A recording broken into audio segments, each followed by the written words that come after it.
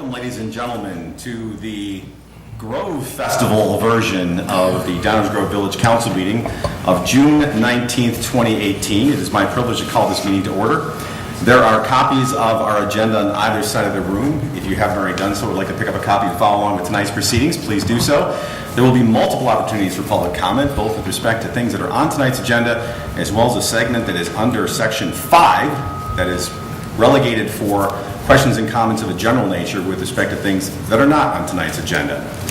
Obviously, you can tell by our very special attire, and this may be, in fact, the only time you'll ever see me sitting here without a suit and tie on. Rotary Grove Fest is just 48 hours away, so in recognition of that, and there'll be a little bit more on this later in the meeting about why we're wearing these shirts and what you can expect to see of this and us in connection with Rotary Grove Fest. But first, it is our proud custom to begin our meeting by reciting the Pledge of Allegiance, so I would ask everyone present to rise, remain standing, and join us in reciting the pledge. I pledge allegiance to the flag of the United States of America and to the republic for which it stands, one nation, under God, indivisible, with liberty and justice for all. Thank you very much. With that, I would now like to ask our fine village clerk, April Holden, to please call the roll. Where are your shirts? They're coming soon. All right. Commissioner Wallace? Here. Commissioner Earl? Here. Commissioner Waldeck? Here. Commissioner White? Here. Commissioner Jose? Here. Commissioner Barnett? Here. Mayor Tully? Here. Thank you very much. That then brings us to item 3, which pertains to our review and approval of minutes of prior meetings. We have 2 sets of minutes to review and approve tonight. First, our minutes from our executive session for approval purposes only from June 5th, 2018, and the minutes of our regular council meeting from just last week, June 12th, 2018. If there are no questions, comments, concerns, or corrections, I would ask for a motion to approve both sets of minutes, please. Mr. Chairman, I move the council to approve the executive session meeting minutes from June 5th, 2018, and the regular council meeting minutes from June 12th, 2018, as presented. Second. All in favor, say aye. Aye. Any opposed, say nay. The minutes are approved. Thank you very much. That brings us to item 4, which is reserved for presentations. We do have a presentation tonight, although I had a rule that no one can speak at the podium tonight unless they are wearing an official Rotary Grove Fest shirt. I may have to make an exception. Our presentation tonight is the quarterly report from the Downers Grove Economic Development Corporation, and of course, the President, Vice President, Secretary, and Chairman of the Board, Michael Casa, from the Downers Grove Economic Development Corporation, is here tonight to give his quarterly presentation. Welcome, Michael. Thank you, Mayor Tully. Mayor Tully and Village Commissioners, Michael Casa, President and CEO of the Downers Grove Economic Development Corporation at 5159 Mokel in downtown Downers Grove. Here to present our quarterly presentation, as the Mayor indicated. Let me start with some numbers. I want to talk about each presentation. I always report on the most recent quarter if the information is available from the state, and the most recent month where there's information available. So this would be March of 2018, and we do a percentage difference on year over year. So March of 2017, there's the total. March of 2018, you see the total. And this is for home rule sales tax, and it was a 0.35% increase. On the municipal side, municipal sales tax, you see the numbers from March of 2017 and March of 2018, and it was a 6.61% increase. The most recent quarter, for which there's information about the breakdown of different segments, is the first quarter of 2018, and I want to go through those with you. These numbers have been laid out starting with the segment that generates the most sales tax revenue for the village. So it's not alphabetical or anything. It starts with drugs and miscellaneous retail, which traditionally is the segment in which the village collects the most sales tax revenue. So with that, you see the numbers for the municipal tax and the home rule tax, and the total, which is $919,000. Again, this is for the first quarter. And then comparing that to the same quarter a year ago, first quarter 2017, there were increases of 7.56% on the municipal tax and 5.22% on the home rule, for a total of just under 7% increase in that segment. The second one, in terms of generating the most revenue is automotive and gas stations. And you see the numbers for the municipal and home rule taxes. The total for the first quarter was $865,000, and that represents a 7.77% increase over 2017 for the municipal tax, and almost 16% increase for the home rule, with a 9% increase overall for that segment. The third one is drinking and eating places, which is restaurants. You see the totals. The municipal tax from the same period a year ago is down 2.5%. The home rule down 2%, for a total of 2.29, down from a year ago. Not sure for the reason for that. There has been an explosion of new restaurants that are opening throughout the United States, not just the Chicago area. However, later in the presentation, you will see the importance and the priority we are placing on restaurant development. It's not only a sector that can grow, we think strongly in Downers Grove, but of course with the advent of the food and beverage tax, it represents an even greater opportunity for the village on the revenue side. I keep hitting this clicker when I shouldn't. I'm going to leave this here.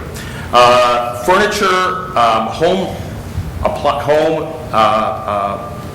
repair, like Home Depot type places, and radio. What this really means is it's appliances, hardware, furniture, electronics. And you see that it's pretty close to break even from first quarter 2017 to first quarter 2018. And without having a breakdown of that segment between those four, furniture, appliance, electronics, and so forth, it's difficult to determine why that number has remained basically static. I suspect it's more on the appliance and electronic side where we're seeing a little bit of a dip, because that's what's happening nationally. Whereas furniture, especially since we brought Ashley Furniture came in, and people tend not to buy furniture online. So I suspect it's probably the others, but we can pay attention to that trend. The next one, and the one that we continue to struggle with, is food. It's basic grocery stores.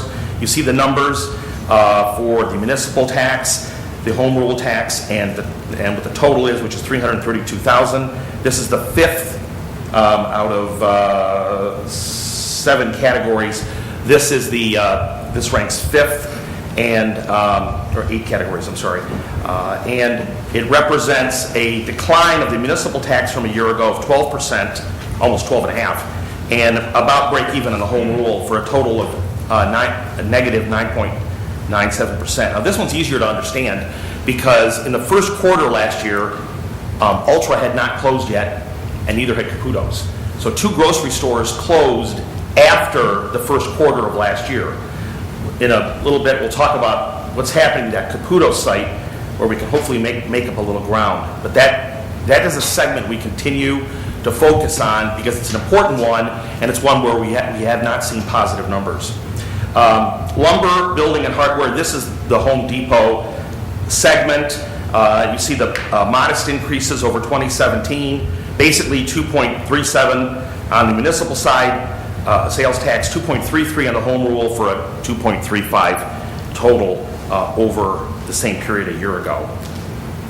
General merchandise. We don't have a lot of general merchandise stores in Downers Grove. The most obvious one is Kohl's.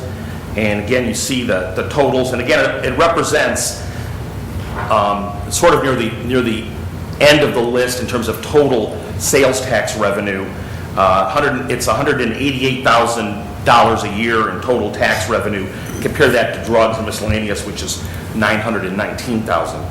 But there was an increase of 8.62% on the municipal tax and 8.75% on the home rule, for a total of 8.69%. Again, this is versus the same period a year ago. The last one is apparel, and you'll see that the total for the first quarter this year is $131,000. It's by far our smallest segment. Most apparel stores that generate decent sales tax tend to be inside enclosed malls. That's why Oak Brook, that's a very important segment for them. It's never been a strength for us, and outside of general merchandise, Apparel is probably the segment in the country, well, not probably, it is the segment that's getting hit the hardest by the internet. People are just buying clothes online now for whatever reason. There's two segments that aren't listed here, and one is agriculture and the other is manufacturing. I don't list those because, frankly, I haven't had the time to try to understand the enormous agriculture sector in Downers Grove and how we generate some sales tax for manufacturing. Once I have a better understanding of those, I can include them. So they are included in the total overall numbers, but I don't have them listed there. But again, I'd like to add that in the future once I have an understanding on it. So the totals for the first quarter of this year, you'll see that the total of both the municipal tax and the home rule tax is about $4.7 million, and that represents almost identical numbers on the municipal tax and the home rule tax. 2.24% increase over 2017, 2.28% increase over 2017, same period, for a total of 2.26% increase on both of those totals. Let me go now I can hit the clicker and go to the hotel tax. We have a local hotel tax that's charged to our hotels, and you will see that the total for January through April of 2017 for a 4-month period was $259,468, and for the same 4-month period this year, it was $268,863, representing a 3.62% increase over the same period. The reason we have the hotel taxes for a 4-month period and the sales taxes for only 3 months is because the village generates these numbers, which means we get them quicker. We don't have to wait for them. They're available at Village Hall once the numbers are crunched. So the DoubleTree is leading basically the increase over a year ago. They've made, I think, are doing some smart things. Right now, they have launched their renovation, and they have been basically leading the increase over the past 4 months. So we're hoping that will continue. It's a very important part of the hotel economy in Downers Grove. Okay, let me talk about some current projects. Start with Aldi. As I mentioned earlier, Caputo's, which closed in the summer of 2017. That property, that space is being subdivided. Aldi is constructing a 146,000 square foot store in the Downers Grove Market Center, which is the northwest corner of Ogden and Williams, and the store is will be opening this fall. Aldi is, I think, is the fastest growing national grocery chain in the United States. They are opening stores at a tremendous pace, and they've been looking for a site in Downers for some time. Expect them to do quite well. Hobby Lobby is taking the rest of the space. They're moving here from their store at Ogden and Cass in Westmont. They're doing a 54,000 square foot store. And again, they will also be opening in 2018, very similar, I think, in terms of when they're going to open. And then in that same center, Downers Grove Market, a new restaurant is opening. In fact, they're opening on Thursday. It's called That Burger Joint. It is a restaurant concept of Oberweis Dairy.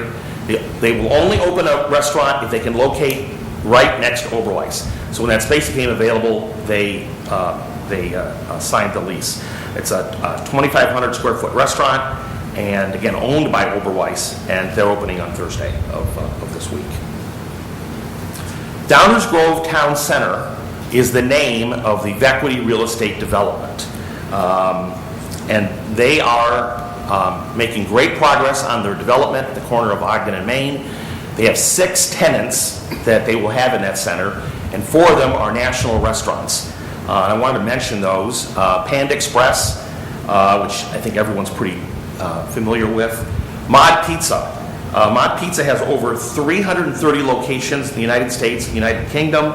They're based in Seattle, and they're the nation's fastest growing fast casual pizza restaurant. Core Life Eatery, which is a healthy food fast casual restaurant chain. and based in Seattle, and they are ranked as the fastest growing restaurant chain in the United States. And so they'll be located in that same center. And City Barbecues, the last one. City Barbecue is a fast casual barbecue chain that was founded in 1999 in Ohio, and they have 36 locations throughout the Midwest United States. And so they'll be joining Core Life, Mod Pizza, and Panda Express. There are 2 other non-restaurant tenants also in that center. They're all basically going to be handed the keys for their internal build-out very soon, and I believe all of them have actually applied for their building permits.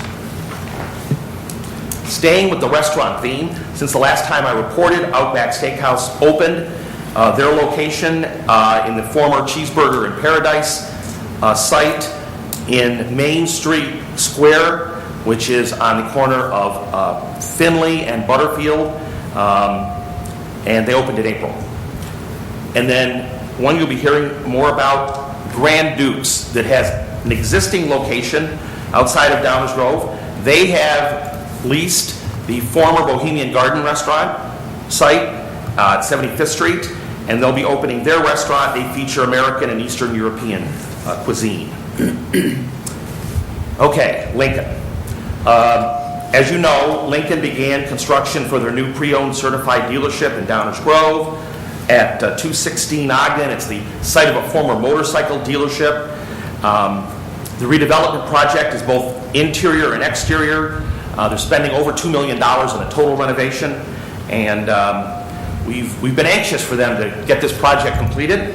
So I drove by there today, and I was impressed with what the front looked like, that they're making progress on the facade, which will be very nice when it's completed. This dealership is expected to generate $22 million in annual sales. Car Lots. Car Lots is a national auto dealership company. They'll open their first Midwest location on the 4-acre site of the former Packy Webb Ford dealership on the northeast corner of Ogden and Finley. Car Lots has locations in Florida, North Carolina, and Virginia. One of the things I like about this project is that they are retaining the building and they're using the entire 4-acre site. 3 industrial projects I want to close this section with. Rexnord, which we've talked quite a bit about, is well on their way to opening their new facility in September. And then they will begin the second phase of the project, which is the demolition of the old building that will be then replaced by their parking. This was an important part of the project from the start, which is, can they do this project without a disruption of their existing operations? And they have been able to do that. And frankly, the support they've received from the village and the community development department has been exemplary. Green Bay Packaging has purchased the site of the former Perkin-Elmer building on the northwest corner of Warrenville Road in Finley, right across from the old Packy Webb. The company is building a 178,000 square foot regional headquarters and distribution center. They're a 92-year-old company based in Green Bay, Wisconsin, and they will be submitting for permits very soon. And the last one that I wanted to mention was Bridge Development, which received village approval for its project in December for the development of nearly 700,000 square feet industrial project on the west side of Finley, north of Warrenville Road. A groundbreaking ceremony is being held this Friday, 9 a.m. If you have not RSVP'd, please do so. If you'd like me to do it for you, I can, but they'll need to have that in, I think, by tomorrow. And Mayor Tully, they've asked for you to say a few words, and then there'll be a groundbreaking ceremony. Bridge is going to construct 3 large buildings on a 53-acre site, and we are working with Cushman & Wakefield to identify tenants. Okay, the last section I want to touch on is just some marketing. An important part of, obviously, what we do every day at our office.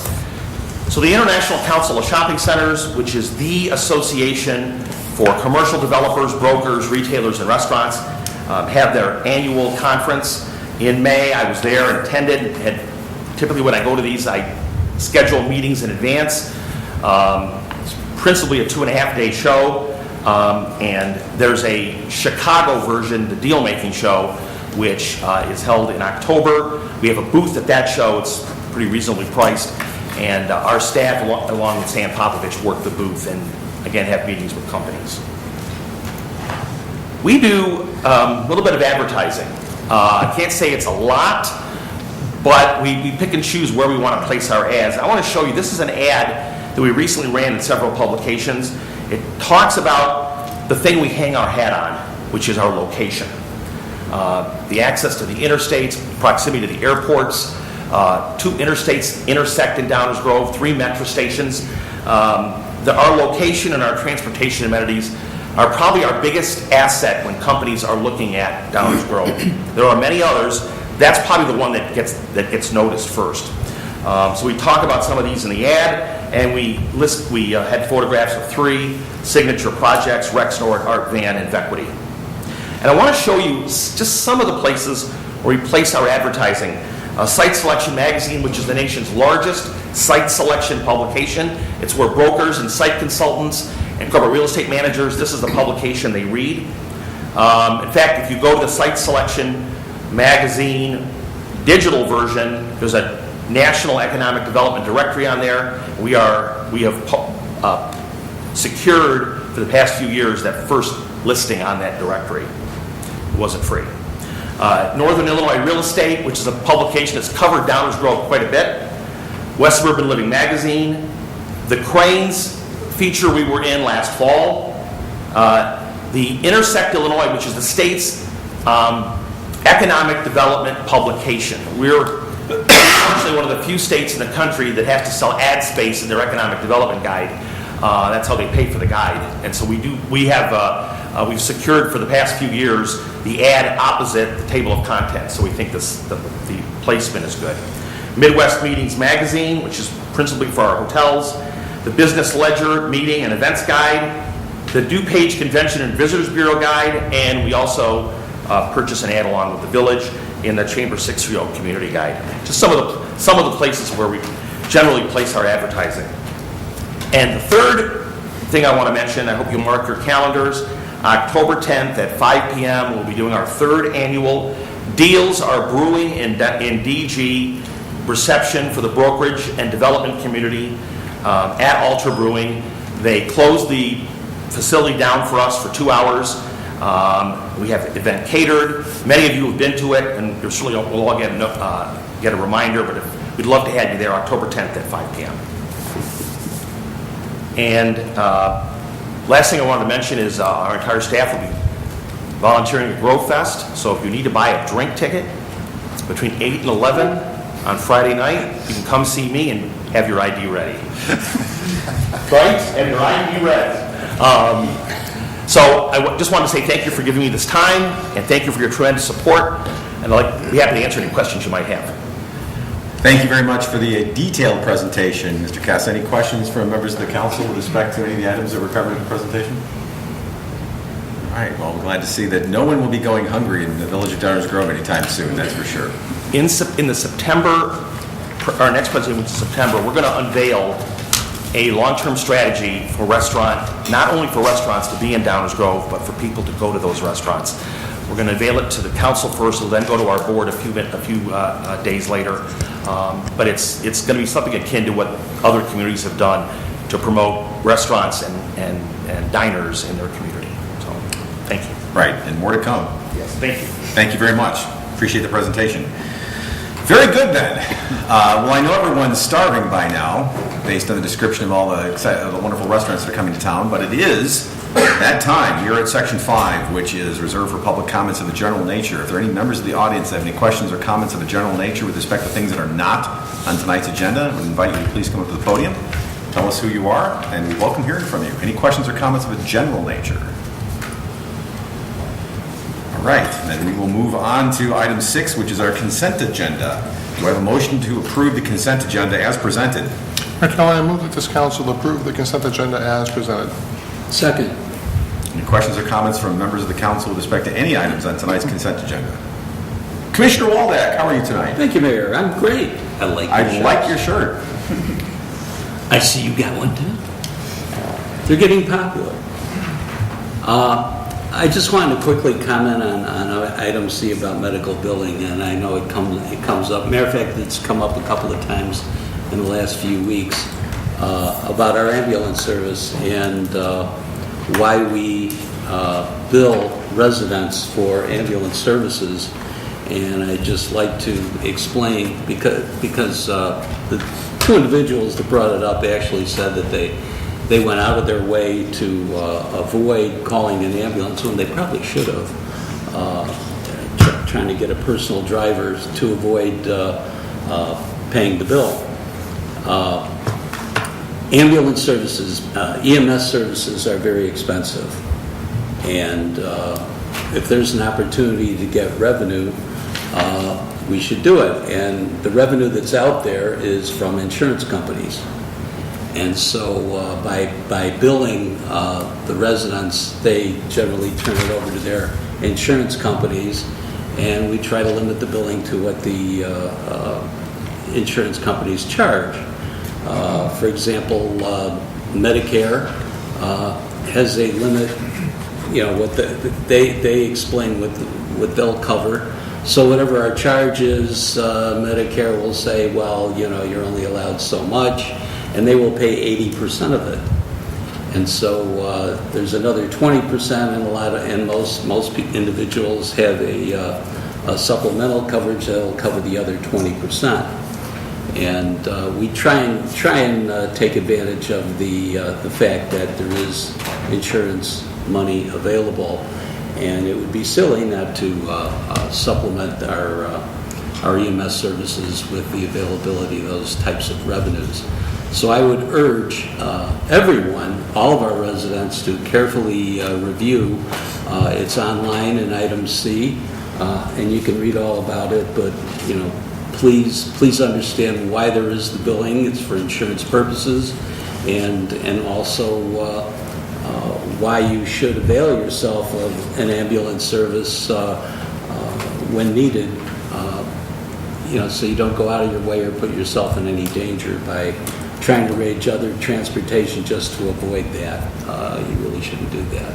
So that's all I have to say. Just carefully read that item, and you can ask me or staff, ask any of us questions about it if you have any.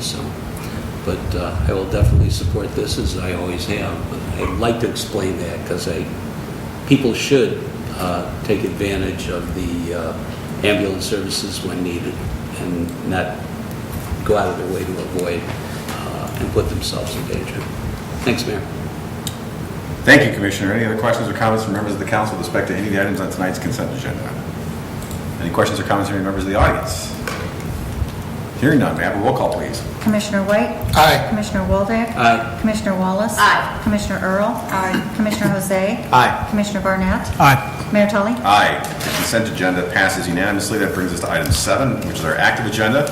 We have several items on tonight's active agenda. We'll begin with item 7A. Do I have a motion to adopt an ordinance authorizing an intergovernmental agreement with the Forest Preserve District of DuPage County, providing for the conveyance of certain property within Hidden Lake Forest Preserve, granting easements within Maple Grove Forest Preserve, and granting a license with Hidden Lake Forest Preserve as presented? Mayor Tully, I move that this council adopt an ordinance authorizing an intergovernmental agreement between the Forest Preserve District of DuPage County and the village, providing for the conveyance of property, the granting of easements, and the granting of a license, all as presented. Second. Questions or comments from anyone in the audience? Questions or comments from members of the council? Other than where is Hidden Lake and who hid it? Sorry, wasn't here last week, had to pull that out. Roll call, please. Commissioner White? Aye. Commissioner Waldeck? Aye. Commissioner Wallace? Aye. Commissioner Earl? Aye. Commissioner Jose? Aye. Commissioner Barnett? Aye. Mayor Tully? Aye. The matter passes unanimously and brings us to item 7B as in boy. Do I have a motion to adopt an ordinance authorizing an easement agreement for a public sidewalk on the north side of Maple Avenue within the Maple Grove Forest Preserve? Mayor Tully, I move that this council adopt an ordinance authorizing a sidewalk easement on the north side of Maple Avenue within the Maple Grove Forest Preserve as presented. Second. Questions or comments from members of the audience? Questions or comments from members of the village council? Commissioner Earl, good Yes, evening. thank you.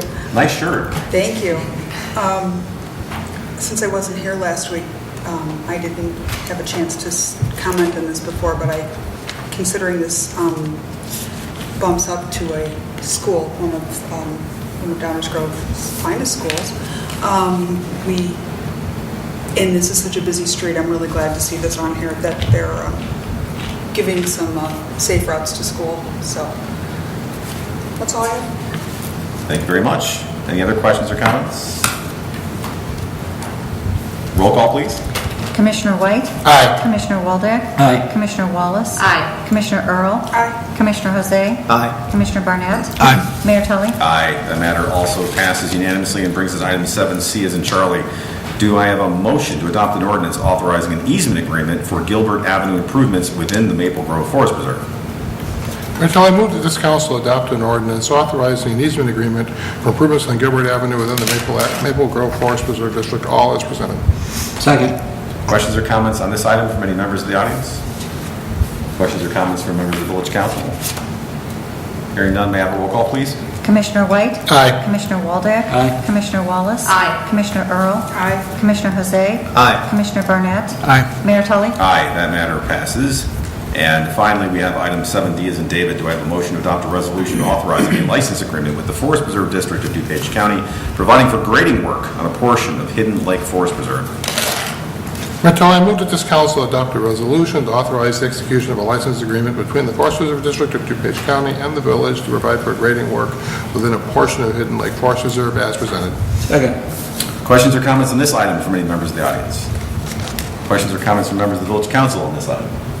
Hearing none, may I have a roll call, please? Commissioner White? Aye. Commissioner Waldeck? Aye. Commissioner Wallace? Aye. Commissioner Earl? Aye. Commissioner Jose? Aye. Commissioner Barnett? Aye. Mayor Tully? Aye, that matter passes unanimously and brings us to the end of our active agenda and right into item 8, which is our first reading or our workshop agenda. This is a little bit of a different presentation where items are just presented to us for discussion and consideration purposes only. No final action will be taken at this time. We mix things up a little bit by having staff present the item, and then typically we'll allow the council to ask some questions, and then we'll turn it over to the audience for any further questions before coming back to the council. A little less formal. And tonight, I'm guessing by his situation in the room that this item will be presented by none other than Stan Popovich, but I would be remiss if I didn't recognize Village Manager Dave Fiedman first. Dave, how are you? Thank you, Mayor Tully. I'm well. How are you tonight? I'm splendid, thank you. You were correct. Only one item on tonight's, first reading agenda. It's the amendment to our downtown zoning. It's a very important project. It's one of our priority action items we've been working on for many, many months. And you're correct. Our Community Development Director, Stan Popovich, will be presenting this item tonight. Thank you, Dave. Good evening, Stan. Good evening, Mayor. Good evening, council members. As Manager Fielman noted, these are zoning ordinance text amendments. There's two categories that we will be presenting tonight. First is the implementation of the downtown regulatory framework, the zoning ordinance text amendments, and then the second is minor modification of the zoning ordinance brought to staff to provide some clarity on some minor technicalities, some common questions that staff gets, and some application questions that how staff applies the zoning ordinance. So we'll go ahead and start with the downtown. So we met back in March of this year, and we talked about implementation of the downtown regulatory framework. That all started with the comprehensive plan that was adopted about a year ago at this time, and then with the regulatory framework that was approved by the council in January of this year. With the implementation as shown, it comports with about 85 to 90% of the framework. So what we are proposing are two main sections of changes for use amendments, would be to add the downtown core district to the use table, and then modify the downtown business and downtown transition uses as listed in the framework. And then to modify the bulk amendments, some bulk amendments, which would be add the downtown core district to the zoning ordinance for bulk, and then slight modifications to the downtown transition district, again, to comply with the comport with the framework. So if we start with the uses, this was the table that was shown in January and March as well, so you see the three districts there. This is the new table in section 5, which is the use table, and you can see the downtown core has been added to that section there, and then we've modified the downtown business, downtown transition as noted in the framework as well. There were, in the Plan Commission meeting in May, there were a few changes that the Plan Commission recommended to the use table, specifically in each of the three proposed districts. the core at the top, the business in the middle, and then transition at the bottom there. The recommendation from the Plan Commission was to have apartment condo uses be special uses where they're currently shown as a permitted use in the downtown regulatory framework. Another change was in the downtown business district. It shows right now in the framework as attached house and 2-unit houses being permitted. Their recommendation was to not allow those uses, as it is supposed to be a business district, and attached houses and 2-unit houses might not be appropriate in those areas. And then subsequently, the bed and breakfast was a special use in the downtown business, and it was felt if we didn't have an attached house or a 2-unit house, it wouldn't be appropriate to have a bed and breakfast out of a condo unit particularly, so that was recommended for removal. And then again, the assembly and entertainment there is a permitted use, but the Plan Commission recommended a special use. So those were the few changes that the Plan Commission recommended to the downtown core business, and downtown transition use table. The rest of the proposed uses went through with the recommendation as shown in the framework. If we move on to the bulk requirements, this is the new table 4-2 in the zoning ordinance. You can see we added the downtown core requirements there, so that talks about the density, which is the 900 square feet per dwelling unit for density there. The build-to zone, and then the building height you see at the bottom, which is the 40-foot maximum height, 3-story maximum stories. And then, so that's new in that section there. And then with the downtown transition, we modified the density as suggested in the regulatory framework. And then again, the maximum height was changed in the downtown transition as well to comport with the regulatory framework that was approved earlier this year. There are other minor changes in the zoning ordinance related to the downtown. Those appear in Article 7, 9, and 15. So we had to define a story in Article 15. And then 7 and 9, it was particularly just with the sign and the parking to make sure that downtown core was consistent with the downtown business and downtown transition. These are different sign requirements for downtown business versus the rest of town. So those are some changes in the downtown. And that concludes the section on the downtown. Moving on to the other minor modifications in the zoning ordinance. The second category, like I mentioned earlier, clarifies some technicalities, answers some common questions that staff gets, and clarifies how the staff applies the zoning ordinance. So there's a laundry list of these items in the Plan Commission staff report. In your report, there's been a couple of updates that we had, so we've added a beer to the wine and beer boutique use category. We've allowed administrative adjustments for driveway widths, so we see some of these trying to eliminate impervious area or trying to squeeze a driveway in adjacent to a house. Instead of changing a setback, we want to have an opportunity to change the width of the driveway. So that's one of the things that's updated in here. And then some clarifications, particularly personal improvement services. Those are beauty salons, fitness centers, and dance training. So how those specifically work, the ordinance as written was a little difficult to read, and so it caused some confusion for people applying which use they're in. So we've clarified some of those uses in terms of how they're categorized now. And then we provide a defense graphic as well, help some people out understanding what the regulations are. And as I mentioned, the entire list can be found in the Plan Commission staff report. So the Plan Commission found that the proposed amendments met the review and approval criteria shown here in 28.12.020.f.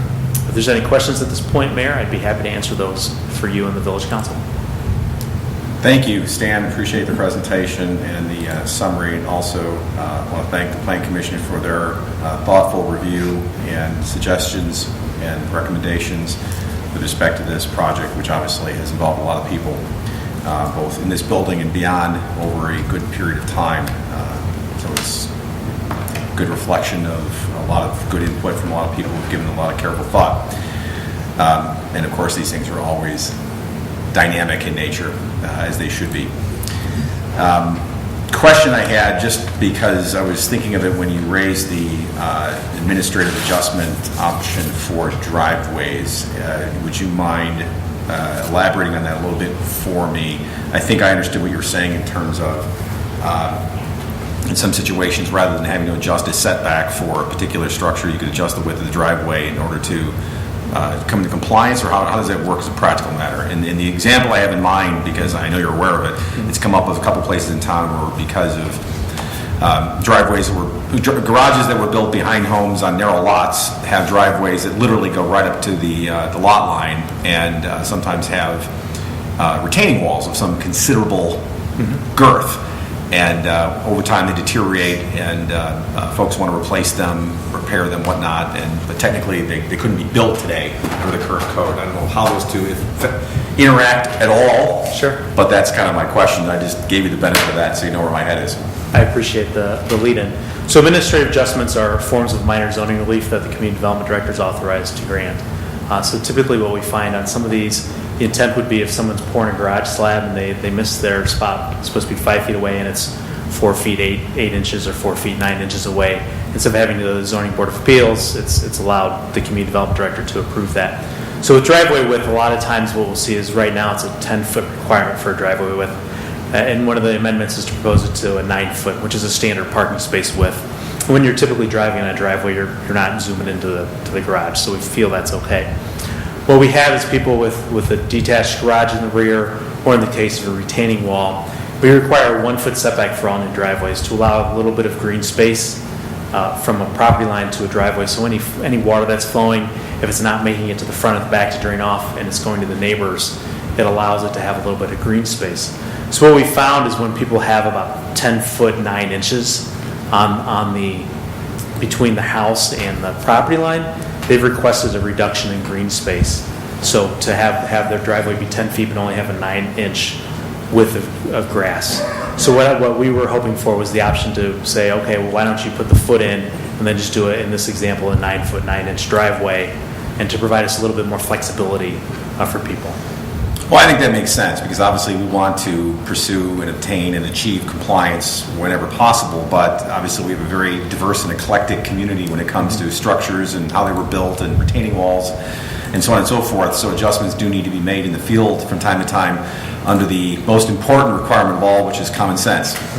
So what this does is allow staff to exercise some common sense in the field and deal with the real world situation, so as not to achieve the spirit of our rules, but yet do so in a manner that's a little more flexible and perhaps less burdensome upon a resident who may just wanting to replace their driveway in the same way it was.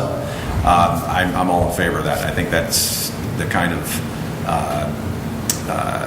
in situation flexibility, yet maintaining the spirit and objective of the ordinance that we ought to support.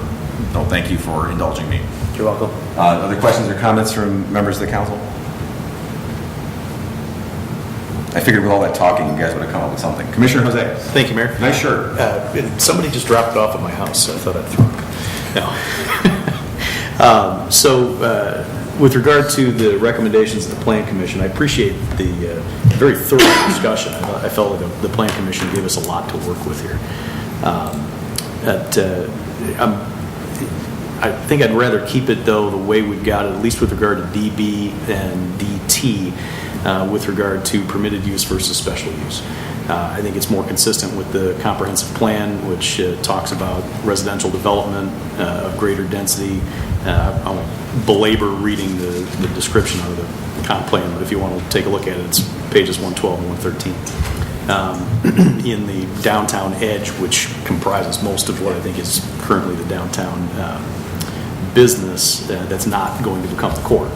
And then the downtown transition area lists land uses as all types of residential uses as being appropriate. So I think if it's appropriate, the zoning code should reflect that, and it should remain a permitted use. But other than that, I'm very happy with the way things are going here. Thanks very much. Thank you, Commissioner. And before we get too far into the conversation, as before, can we sort of keep track, scorecard, if we will, of everyone's suggestions, so that we can sort of see them all and the community can see them all, to at least in one place kind of track what was, what is, and what folks think it is. Other questions or comments from members of the council at this point? Commissioner Earl, you look perplexed. No, not perplexed. Just pensive. Yes. I think that in the DB zoning district, I could go either way on the attached house or to a unit house. But I agree with the Plan Commission's recommendations on the special uses.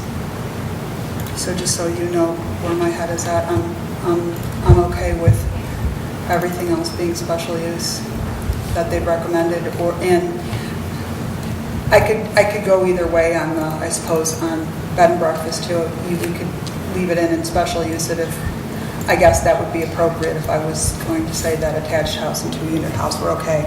That would be fine to leave the bed and breakfast in as a special use as well. Thank you. Now you know why I asked for the scorecard. Thank you. Other questions, comments? Commissioner Waldeck. Well, just to weigh in, I was in full agreement with the Plan Commission, changing some of the permitted uses to the special use, taking into consideration Commissioner Jose's comments. While I do support the way it is, I will go back and consider my fellow commissioners' comments and let staff know appropriately. As of now, I can take it the way it is. Thank you, Commissioner. And actually, that's precisely what I plan to do is hear everyone's what? I'm sorry. That's precisely what I plan to do is to take a look at the collective comments of everybody and then give them due consideration. Other questions or comments? Commissioner Barnett, nice shirt. Thanks, Mayor. It might be a good idea between now and the next week or two to circulate a couple of either historical examples or what-ifs on what that really means, special use versus permitted, in terms of how does that logistically and practically flow through our system? What does it really mean for things? That might be helpful to everybody as they try and decide whether those uses ought to be subject to a special use process or not. Would you have in mind something like take a real example that was permitted and had it been a special use, what that would have looked like differently in terms of process and vice versa? That'd probably be a good way of doing it, Chair. Makes sense. Other questions or comments from the council at this point? Okay, I will go to the audience at this point in time. If any members of the audience have any questions or comments on this item, please come down to the podium. Let us know who you are. We'll welcome hearing from you. So we're not taking any final action tonight.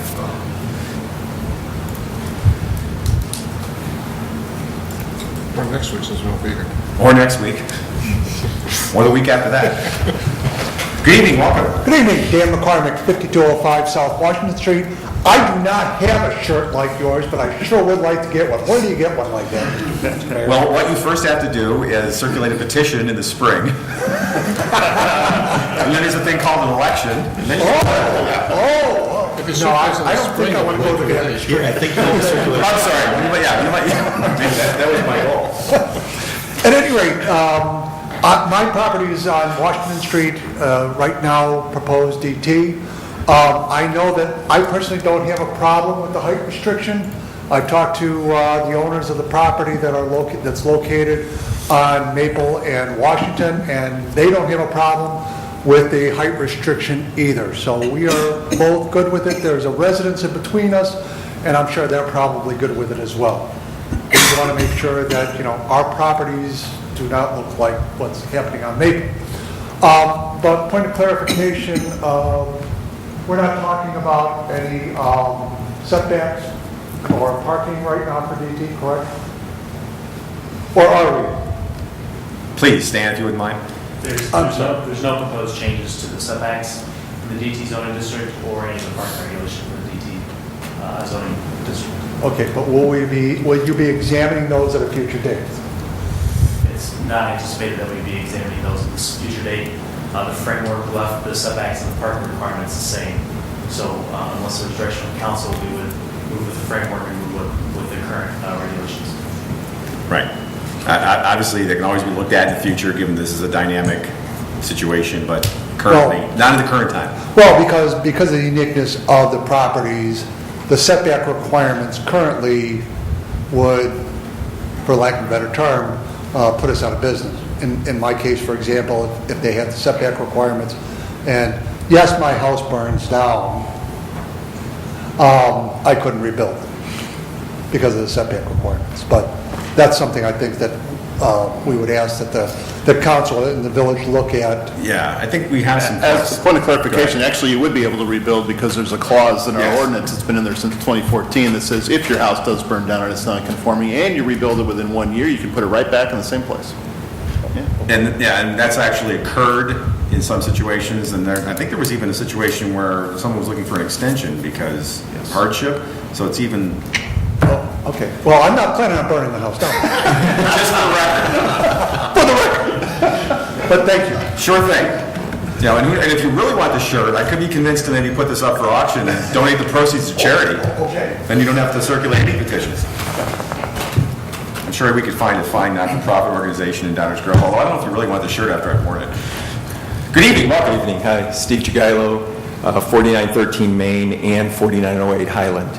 I know I've spoken and met with some of you over the course of time regarding the regulatory framework. My concern is the east side of Main Street between Rogers and Franklin. I've been trying to follow the whole process, and I have a question, first of all, about where are we at? Because initially, I understood that we are just trying to make some general regulations and then perhaps start honing in on certain areas where there might be some issues. And so could you answer that question first? Where are we at? Sure, I can answer that question, and then I'll be corrected by staff as to the real answer. All right. We started with a sort of high-level discussion of changes that we wanted to see made from a conceptual basis with respect to different areas in the downtown, concepts about height, width, and setback, and special use versus and uses, whether they're permitted or whatnot. Mm-hmm. Now we're more into the details. We're actually getting into the ordinance itself. Okay. So this is probably more in the second phase, maybe third phase, but we still have some time to go. And now is when I will ask for David Fieldman, our village manager, to put a finer point on what I just said. As the mayor was saying, it's a three-step process. We started with a general plan called the Comprehensive Plan for the Downtown. That has been completed about a year ago.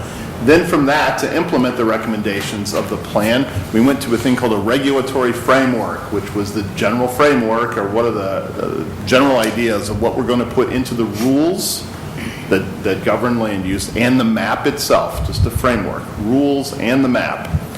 That was approved a couple of months ago. Now we are writing the actual ordinances.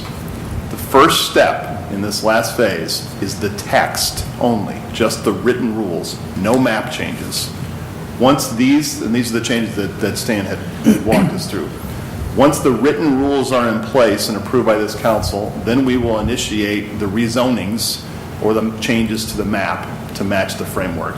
So if you have a concern about which category your personal property is in, that's coming up soon, and you will be notified if your property is proposed to be rezoned. Okay. To put it in other words, we're working on the script right now for the movie that will be produced later. That is correct. Okay. Well, here's my concern. When the initial zoning or proposed map came out, that block that I just described was listed as downtown transition. And my concern, and I expressed it to a number of you, were the uses. Currently on that block are business uses and then medical, dental uses. And the permitted use in the downtown transition, none of those uses are permitted. It's all special use. And that was my concern. Then, when the second map came out, that block was changed to downtown business. But much the same as Councilor McCormick's location, I think that block is the definition of transition, because the backyard of all of those businesses are residences. So when it changed to business, that took care of the permitted use, because now all of those uses that I wanted as permitted uses are permitted.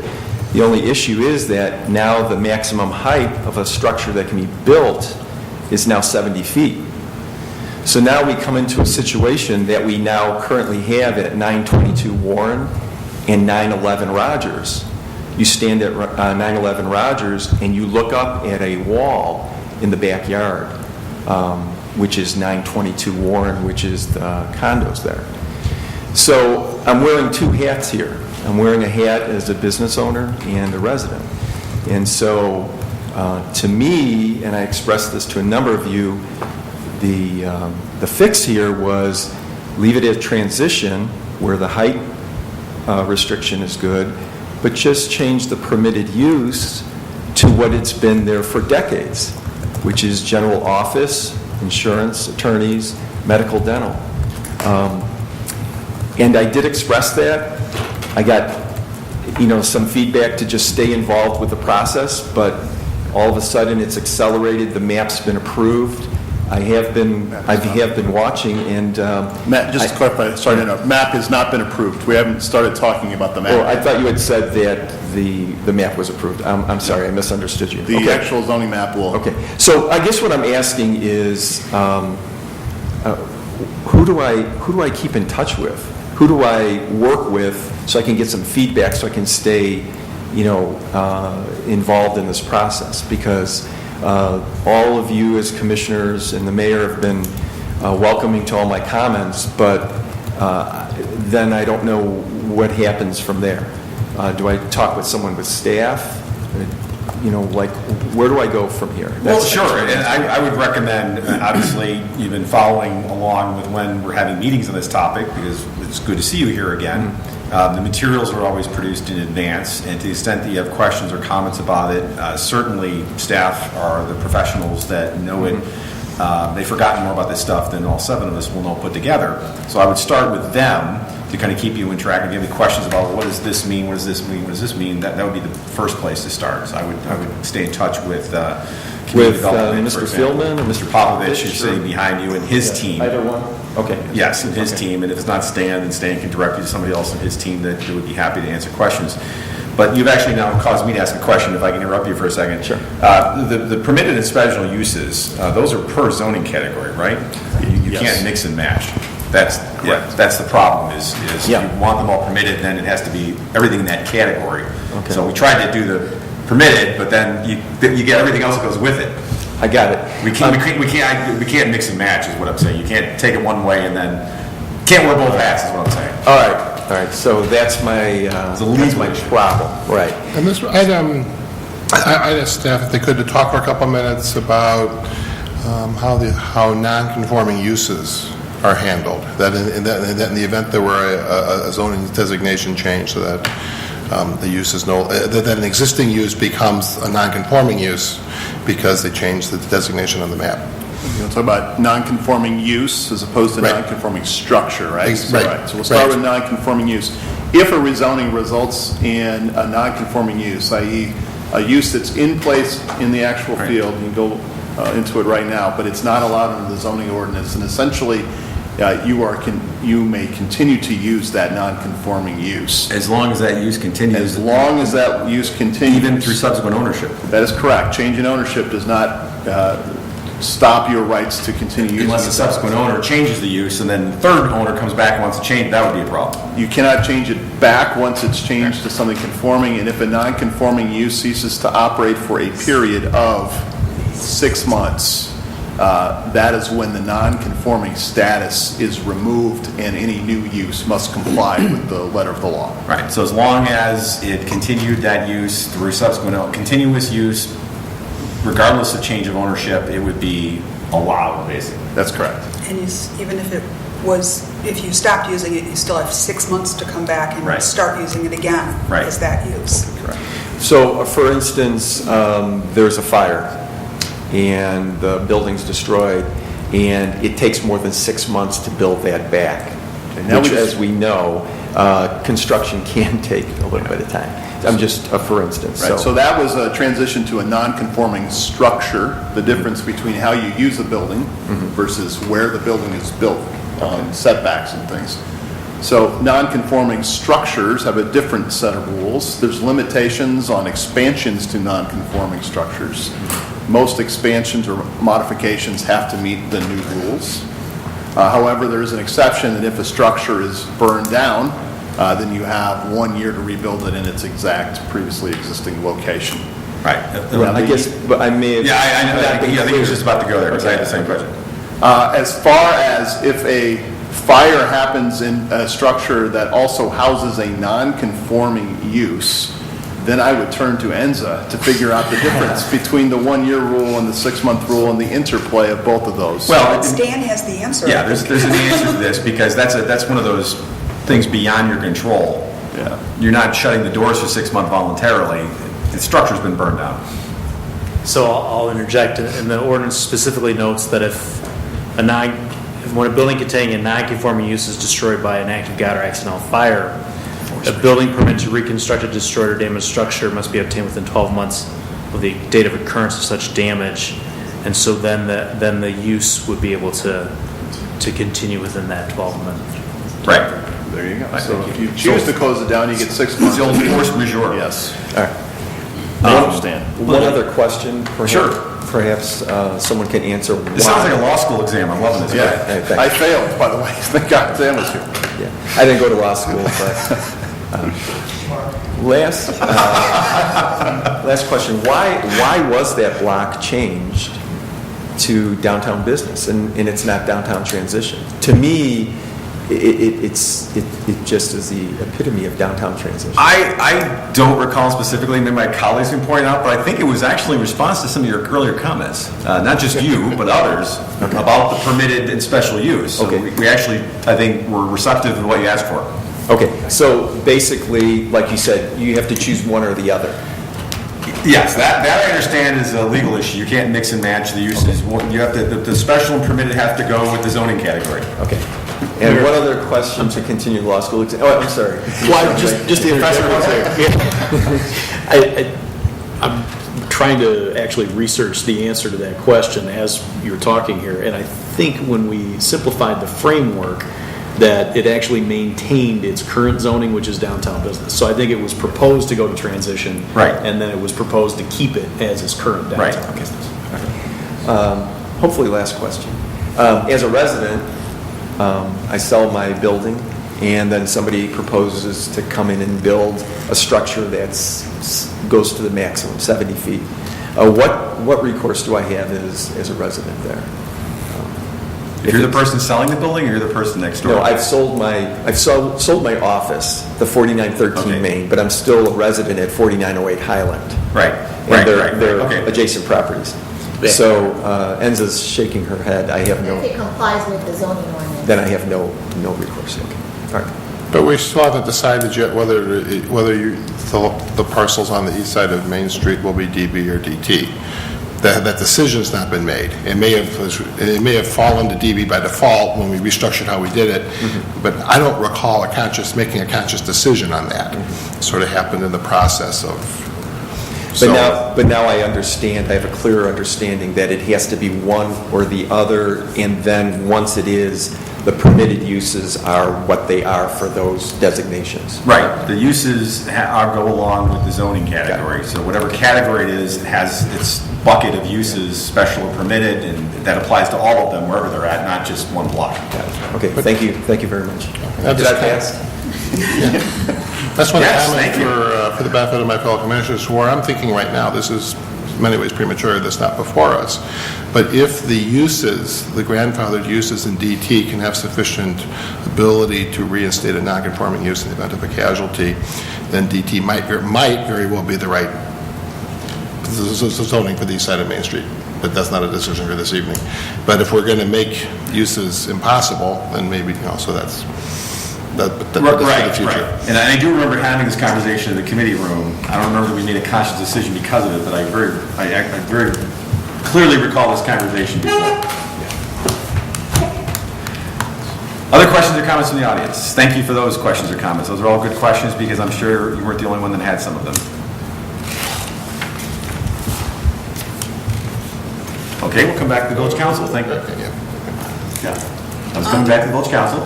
I was just wondering if Commissioner maybe staff could explain a little bit better what a permitted use versus a special use is in a district.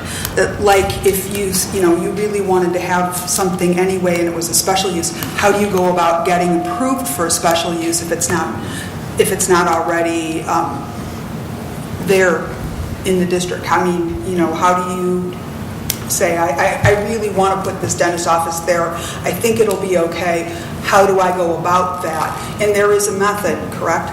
So generally speaking, I think the question is explain the difference in the permitting process between a permitted use and a special use. Yes. Right, a permitted use is, as its name would suggest, something that is allowed by right, provided that you meet all the rules and regulations in that zoning district.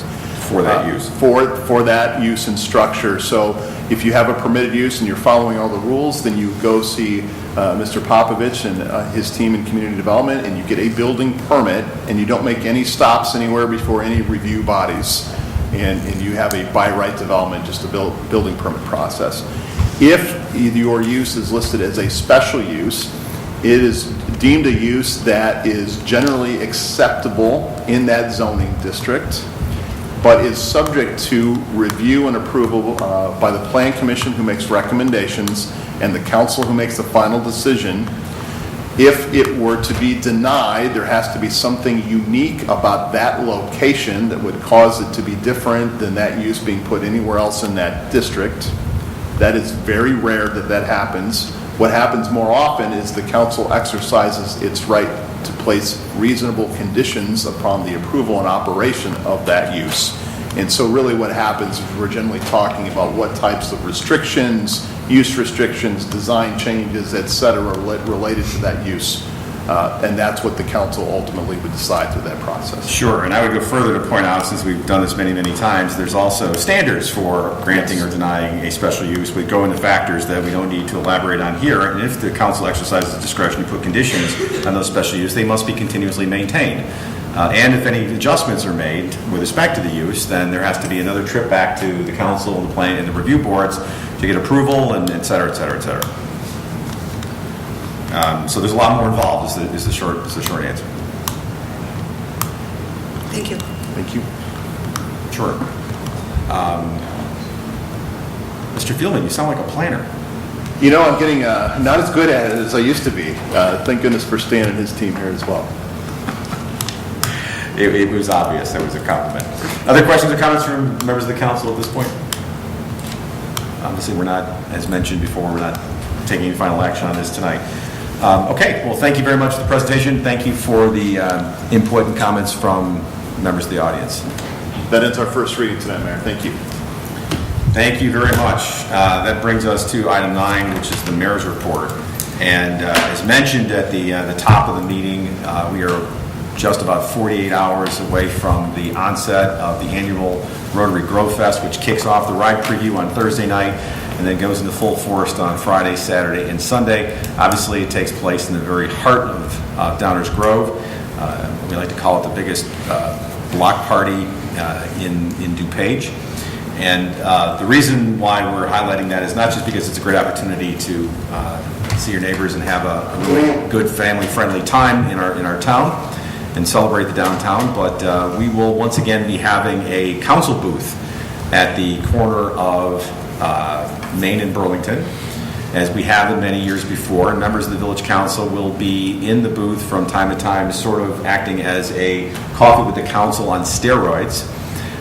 So any residents who are, or visitors who are downtown for the Rotary Grove Fest can feel to stop by the council booth, and members of the village council and village staff will be available to take any questions or comments you might have. But we're also going to be featuring some of the things that have been going on lately, so that if folks maybe perhaps are not as aware of some of the things that we've reported out, for example, in the new DG magazine and the recent annual report from the village. It'll be an opportunity for folks to learn more about things that have been going on, things that are going on, and also to ask questions of council and staff. You'll be able to recognize all of us because we will be wearing these dashing shirts that have been commented on several times. So we look forward to seeing people at the booth. And the hours of operation, which I do not recall on Friday, Saturday, and Sunday, I know are different, but more or less they're somewhere between late morning to around a couple hours before close of the festival, I believe. Something like that. I haven't looked at the schedule. I should have given Mr. Baker a heads up when I went through that soliloquy so he could find it. But are we... Was about But at any rate, 3 to 7, I think. Yeah, it's approximately mid-afternoon until about 2 hours before the festival closes each night on Friday, Saturday, and Sunday. So we'll look forward to seeing folks there. Feel free to come by, and we'd welcome the conversation. Speaking of the shirts, I would be remiss if I did not thank Commissioners Earl and Wallace for their aesthetic skills in choosing the shirts. I won't discuss it tonight, but there's a long history of the Village Council shirts that have been worn at Grove Fest and the Heritage Festival that preceded it. But I really like these. Nice job. Well, thank you very much, Commissioners. Next item I wanted to mention is we will not be meeting, as Commissioner White mentioned, next week, nor will we be meeting on the Tuesday before Independence Day. So I wanted to remind everyone that not only do we have Rotary Grove Fest going on this weekend, but we also have the world-famous Downers Grove Independence Day Parade that is taking place on July 4th, as it should. I say that, and some of you laugh, but there are some towns that have their Independence Day Parade on a different day.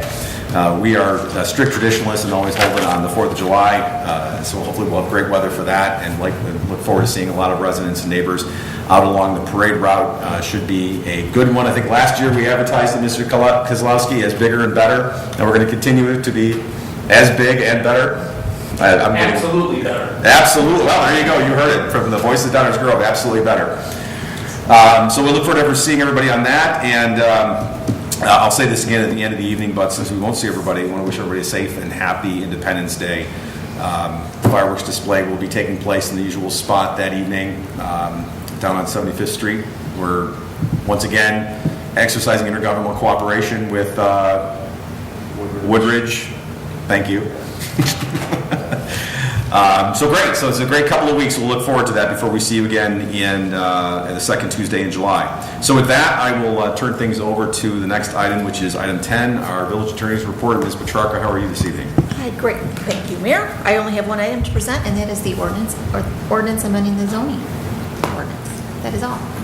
Awesome. Thank you very much. It brings us to item 11, which is reserved for village council member reports. This is an opportunity for members of the village council to share items of interest or other goings on in the community with those who are here or watching at home, and also to report out in their role as liaisons to any other public bodies. I'll start with my right tonight with Commissioner Jose. How are you this evening? I'm doing well, thank you. Any reports, sir? I do, thank you, Mayor. Real quick, I don't want to belabor anything that Michael Casa very ably reported out earlier, but last Friday, along with Mayor Tully, I attended the EDC quarterly board meeting. We heard much of the report that we heard earlier tonight, in addition to updates from District 99, who's starting their new facilities program, and the Park District talking about their new covered driving range that's coming at the golf course. That's very nearly complete, and we got a legislative update from Springfield from Representative Olson.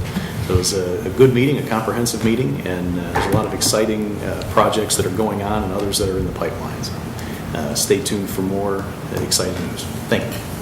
I can hardly wait. Thank you very much. Commissioner Waldeck. Thank you, Mayor.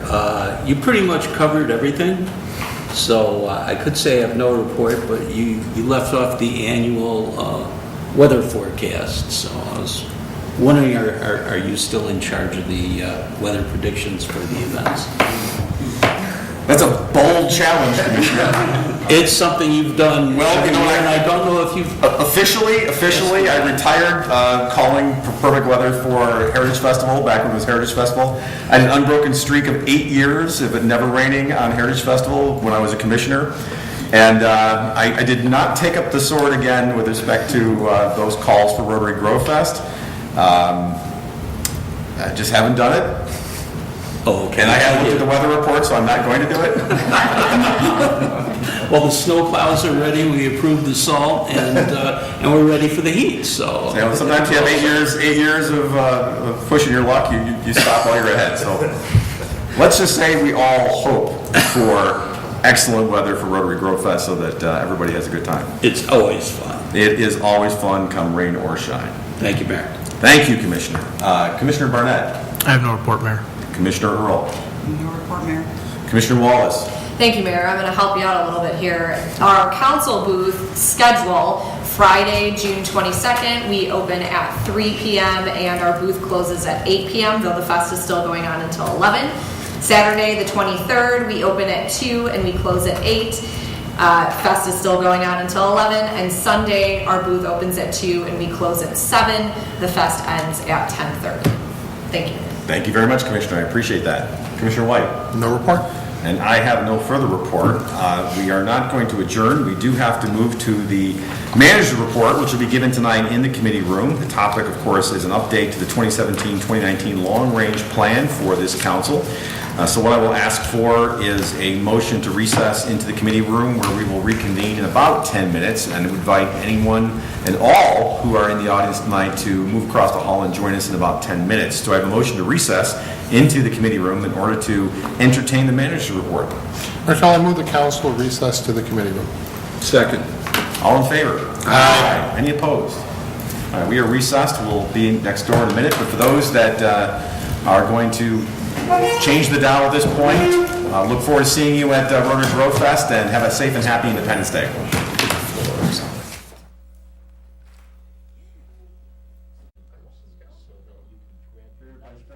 Maybe some in the hallway would. No such luck. All right, we get started. We are reconvened in the committee room for an update on the 2017-2019 long-range plan. And to present tonight's update, we have none other than Dave Fieldman. I'm going to say that from now on. Thank you, Mayor. As the Mayor said, it's an update to the 2017 to 2019 long-range plan. I'm reading from the board on my right here. Really two components to the update. One is to identify and address and discuss issues which may affect the 2019 budget and beyond, and to provide a progress report on this council's priority action items. Our update takes place over a 3-meeting period. We had the first meeting on May 15th. We talked about general fund issues on the revenue and expense side. The next meeting is tonight's meeting. We're talking about priority action items. We'll give you a status report and the opportunity for any redirection or updated direction from the village council. And then we'll come back on July 10th and we will talk about other post-employment benefits, that is providing mandatory health care benefits to retirees and how that affects village finances moving forward. For reference, I placed our long-standing strategic goals that are in our long-range plan right there on the whiteboard as they may come up later tonight in discussion. This council, when we created the 2017 to 2019 long-range plan, identified priority action items that would be the work plan for this council that would support the strategic goals and would address many of the key issues identified in the 2017 long-range planning process. We have 3 items which we've already completed. They are listed here on the board, and since they're completed, I want to really not focus on those, but I want to focus on the ones that are in progress and the ones that we have not yet started. The ones in progress, starting in the middle here, create a plan for the future of the downtown. Remember, this is not a plan for the physical or built environment. We're not talking about buildings, etc. We're talking more about how do we pay for services in the downtown, entity is going to provide them, financing tools, general strategies that aren't directly related to zoning and development. We had put together an ad hoc committee of 12 members. They met 6 times in the last 6 months. They just wrapped up their meetings earlier this month. The bottom line here is we are on schedule with this project. We plan to give a report to the Village Council in September. It's a strategic level report. It will guide the next steps as we aim towards some key decisions coming up in about 2020. So on schedule, report coming to the council in September. The next one you may be familiar with because we just talked about it in the meeting preceding this, update to the downtown zoning. We are on track to change the text of the downtown zoning here in July, and then we move forward to the rezoning, actual rezonings of properties to fit on the map, as we just discussed. That will come to you in early fall. We are on track with this project. The plan to address OPEB, other post-employment benefits, it is a priority action item. As I just mentioned, this plan will come to the Village Council in July. Once the council directs us on the actual plan, we will begin implementation. It will start showing up in budget documents with the 2019 budget. Amendments to the stormwater regulations. This is to address the negative impacts caused by residential development. This is a long-time project. It's been ongoing for several months now. In fact, the Village Council has been considering this continuously since October of 2017. Our next discussion is set for August. Note that we don't have a particular end date. That is because this is such a challenging policy issue. Many options on the table, all of them requiring balance rather than a particular set of solutions. We don't have an end date yet. We need to see where that conversation takes us. I suspect that by the end of the year, we'll have really good direction of where we're going on that. The next one is to identify and implement a major service consolidation, cooperation, or collaboration. You may hear the mayor refer to this as a 3Cs project. You may recall that we identified potential operation of a regional or township area-wide peer jury program. So now we are focusing, this project has become the peer jury project. We are set to give a report to the Village Council on July 17th, the last meeting in July. We'll present the report at that time, and I suspect that in August, the council will provide direction on which of any of the options to pursue on that project. On schedule with this project. The next one, increase our sales tax base and revenue by implementing the Economic Development Corporation's sales tax plan and their strategic plan. This is a project that is really always in progress. It's sort of what we do in our partnership with the Economic Development Corporation. Michael Casa provided us a written report in our materials, but really I think tonight when he went through the accomplishments in the quarter really captured all the progress that we've made, especially with the good news we received in sales tax. So that is always in progress. So those are the projects that we're working on right now.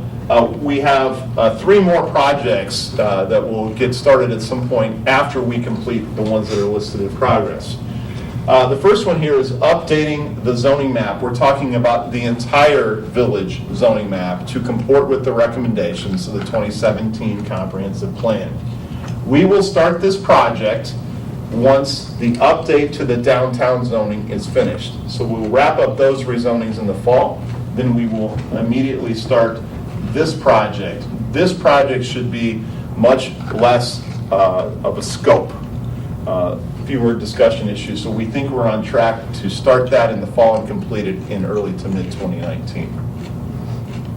The next one that we haven't started yet is amendments to the storm water utility credits and incentives program. This is directly related to the stormwater regulations that we may put in place, especially for residential properties. So this project will start once we conclude the stormwater regulation amendments. Provided that these regulations get done by the end of the year or early part of 2019, we should be in a position to complete that by mid-2019. Again, the scope of that is much smaller than the scope of the regulatory issues. And finally, the last one here is to implement the recommendations that are found in the comprehensive plan for the Fairview focus area. This is the area of Fairview Avenue and the railroad tracks and the several blocks around it in all directions. This project is a very large scope and is akin to the steps we took for our downtown revitalization efforts in the mid to late 1990s. So a very large project. This is the only project on our list that we're saying we are likely not to get to under this council's work plan. It is likely to start sometime, if still identified by the next council, in that time frame. The reason is the combination of the very large scope of this project and that a couple of these other projects are taking a little bit longer than we had originally anticipated, particularly downtown zoning and the stormwater regulations. So that is the status on all of this council's identified priority action items. All are ongoing, schedule either completed with only one heads up that we may not get to under this time frame. Happy to answer any questions or respond to any discussion about changes in direction or scheduling for any of these projects. Questions? And including the public asking questions? Not yet. I was making sure. Okay, I gave it some time. I think everything's on track. I don't have anything I feel I need to add. I think everything is on track. I'm quite content. I mean, obviously, we'd like to get stuff done faster, but there's constraints. And within the scope of the constraints, I think this is going quite well. Any other questions or comments from the council? Yeah. Well, I'll throw a comment out there as long as that seems to be what we're doing. This is not a criticism of our staff, it's criticism, I think, of us. I feel completely the opposite the way Bill does here. Identify and adopt new revenues, we picked one. That's hardly a sea change kind of an event or management of what we know is an impending disaster for our community. Increased sales tax base by an EDC sales tax plan. Dave said it's in progress. Yeah, it's in progress. It's been in progress every moment that the EDC's been in existence. The fact that we are supportive of that can't possibly be something that is noteworthy on our task list. That seems to me kind of ridiculous. We're not getting to the focus area on Fairview because we, the seven of us, can't get out of our own way on some of these things like downtown zoning and stormwater regs. Staff is more capable of accelerating us. We are the ones that drag that down. We can't seem to decide much. I mean, Greg's recount of that zoning change downtown was, I think, accurate because basically we got too much input from too many people and decided there was too much headache associated with it, so let's leave it the way it is. We should be doing more, I think. So the stuff that we're doing, I think, is good stuff. The list should be longer, and the things that are not yet started should be accelerated. We probably can't, but that's on us. I see it way differently. I think that's contrary to the council manager form of government. And I think it'd be very difficult to have staff do more unless we hired a lot more staff. It's contrary to the council manager form of government for us to be decision-making quicker. It's for us to be making decisions at a high level. And I think this council has been given staff direction at a high level, and staff executes that direction. So, but that's as far as I'm going on this evening. I think the long-range plan for 17-19 is a good plan, and there are reasons that shouldn't be discussed on the record right now. Why the Fairview focus area is probably better off postponed to 19 or 20, irregardless of our capacity. Facts on the ground having to do with property owners in that area. Stormwater, as it's been explained, has been one of the most thorny and complicated public policy issues staff has dealt with. And that's not on us, that's the reality on the ground. Downtown zoning, staff came up with an extraordinarily elegant solution that allowed us to get 85% of what our original goal is and do it on time to have that finished before the end of the year. And that's an enormous accomplishment by staff. The staff's done a phenomenal job. It's not our job to run the village. It's our job to give staff 30, 40,000 foot direction and let the paid professionals run the village. It was Bill, I appreciate the reminder of my job. Well, you're allowed to have your own opinion. That's my opinion of what our job is. If you disagree, that's fine. I'm not disagreeing with you, and that's sort of my point, Bill. I'm not suggesting that we make decisions at a different level. Downtown zoning's elegant plan was an effort to try and find a way to get this group to move forward because we couldn't seem to. The stormwater situation is an effort to try and get this group to move forward because we can't seem to. They are trying to work around us, not around us, bad choice of words. They're trying to help us get past ourselves. It's not a matter, you and I are not disagreeing on where we fit in the flight plan analogy of decision making. There's not a piece of disagreement between you and I on that. But we have had opportunities to make actual decisions that we've chosen not to. Usually because we get enough input from different directions that we're a little bit stuck. And I think that we're missing opportunities to get more work done because we drag these out. So obviously that's where the opinion comes in. I understand that we differ. But make no mistake, I don't misunderstand or disagree with you on our flight level plan. Greg? No, I think that's good at that. All right. Well, my only comment on that is that that's somewhat of a, it's like saying the sun rises in the east.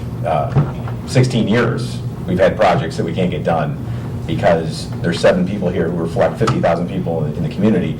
And guess what? People have differences of opinion, and if it was just me, we'd be on 5 different whiteboards from now. But that's not the way we work. That's not the way the community is. It took 10 years to get the stormwater utility in place. Well, it's a problem, Bob, but it's reflective of the community. And it's very easy to do things if you just simply say, as they do in some towns, here's a plan, you have a meeting, you have public comment, you vote on it, you're done. We don't do that in Downers Grove. I mean, I know communities where they give 5 minutes of comment on any major initiative and they just vote on it. And be damned what anybody has to say in the community. I won't point out any communities, but there's some and they get a lot done. That's never the way Downers Grove has rolled. I mean, I can go back 20 years. It's never been that way. I share and empathize with your frustration. I could come up probably a longer list of things I'd like done in this community than you. No doubt. And they don't get done because there's not complete agreement within the community about how to do it. And sometimes when we don't do the thing we thought we were going to do, we end up with something better, which, actually, a little bit of time there turned out with a better product. Sometimes we don't. I don't think it's a function any more than just the collective process, and that this community's always been very engaged. It's always had very informed people who have disparate opinions about things, and I think all of us do the best we can. I even pull examples where I think you've gotten new information and you decided to change direction. We all have, and that slows down the process. Sometimes we give staff a challenge, they come up with something, we ask them to put a square peg into a round hole, they figure out a way to do it, but then we say, I don't like that. I can go back to the OASIS programs, all kinds of things that we thought we could do, and they didn't work, and we tried something else. But we've always been very mindful of trying to get community input, which by definition is going to slow things down than if it was just, if this was a private organization and we didn't have to worry about what other people thought, we could get a lot of things done.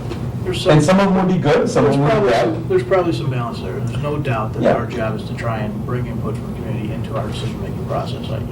And it necessarily slows things down. Yeah, but there are opportunities to move faster, and we've put ourselves, not even this council, prior councils, we put ourselves into tough boxes for the community with things like the pace of downtown redevelopment, post initiation of the TIF. There's a history in Downers that you're accurately reflecting that I think we're hurting ourselves if we're not moving faster. That is not the same as the sort of binary opportunity you gave or decision you gave about wanting no input or holding people at 5 minutes. If there's no ground in between those two, then we all probably need to rethink this. But there are also people out there, which you have to recognize, think we move too fast on downtown redevelopment. Is there anything that you can think of that we move too fast on? That I think we move too fast on? No, not me. Okay. Not me, but we all know that there are segments of this community that think we've moved way too fast in the wrong direction on a lot of things on that list. For 20 years, people have thought that you make a good leader in this community, and yet you're not thinking we move too fast on anything. We're not moving too fast on anything, Mark. Like I said, Bob, if it was just up to me, we'd be on 3 whiteboards from now.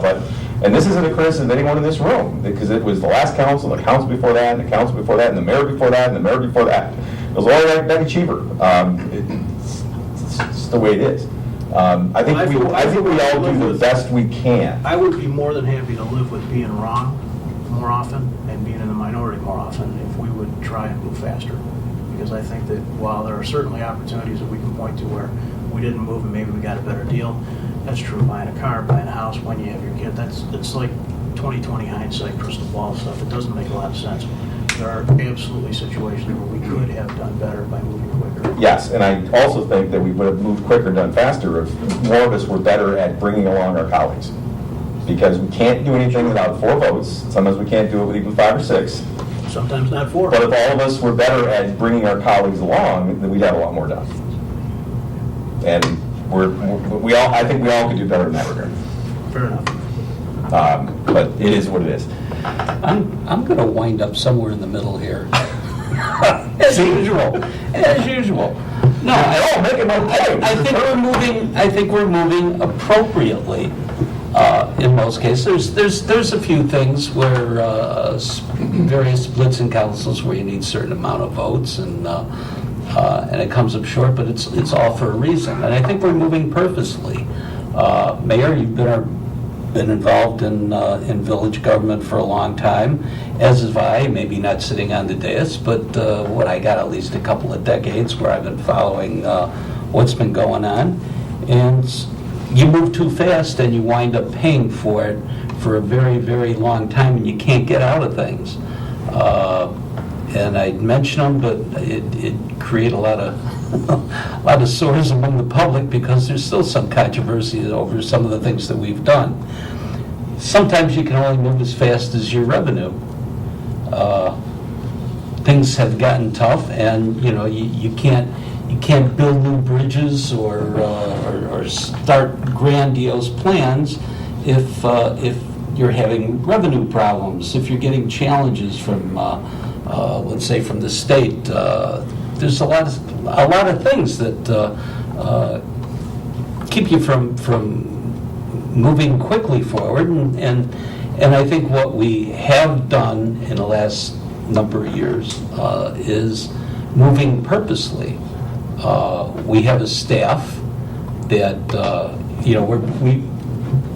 yeah, sure, it's slow if you have more meetings or you have ad hoc groups and the like, but you get that input, and that is purposeful, and that's what makes what we do better. We're trying to address what's going to happen with the downtown in 2019. That's on here. We'll get a report on that. Zoning, you can tell, even tonight, we've had questions about what we're doing with our downtown remapping and rezoning and planning. You don't want to take a downtown plan and rush it through just so that we can check off, oh yeah, look what we accomplished. That's for decades in the future, and you have to move purposefully. Stormwater, I fear that there's going to be a lot of stormwater that we aren't just going to be able to address. I don't know, the 80-20 rule. We might be able to get 80% of it and not be able to do anything with the other 20, but let's see what happens. We've had council members on stormwater say, oh, this is what we ought to do, and we ought to develop this, and then we get a report that says, hey, if you do that, you're going to chase away redevelopment. It's going to be too expensive. Oh, well, we don't want. How much time do we spend talking about that and then find out we shouldn't do that? That's not going to work. And so I think we're moving appropriately. There's big stuff on the priority list, and there's some other big stuff that we're going to have to do. So I'm pleased with this report of where we are. I think over the next couple of months we're going to be very busy, and I don't think anybody's going to complain about the amount of work that's going to have to be done on our agenda, even if we cancel a few meetings here and there. So you get a plan commission approvals or these quick consent agenda items that we're moving on, but some of these items are they're huge, and we need to be careful how we move and get the input from the public and also meet the challenges of what we can afford to do. So I'm fairly pleased. Thanks, Bill. Greg? Thanks, Mayor. There's a purposeful action is good. Being deliberate is good, but there's a difference between being purposeful and being deliberate and being indecisive and missing opportunities. And I think that's really what has been highlighted in the conversation over the last 15 minutes or so.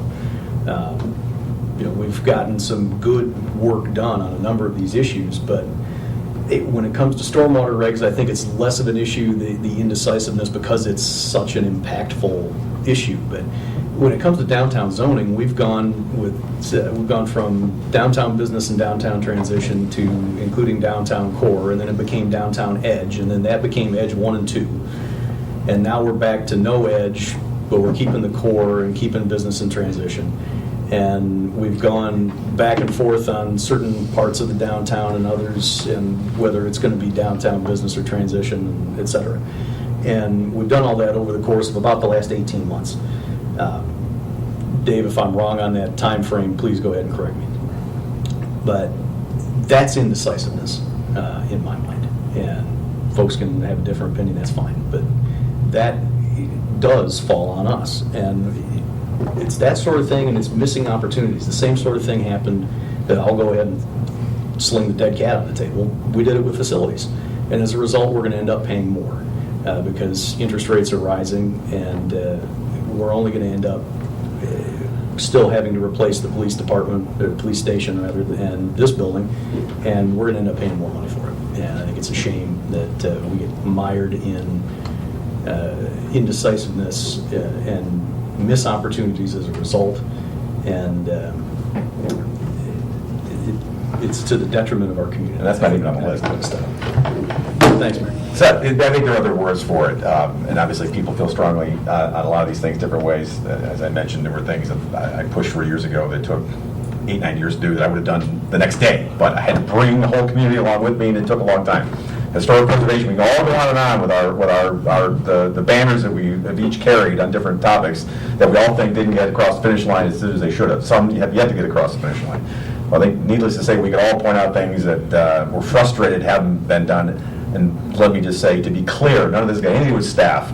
It's got to do with whether you want to call it indecisiveness, you want to call it accommodation, you want to call it like getting to a comfort zone. This is all because individuals come at things differently, both on this council, prior councils, in the community, and I think everybody tries to do the best they can.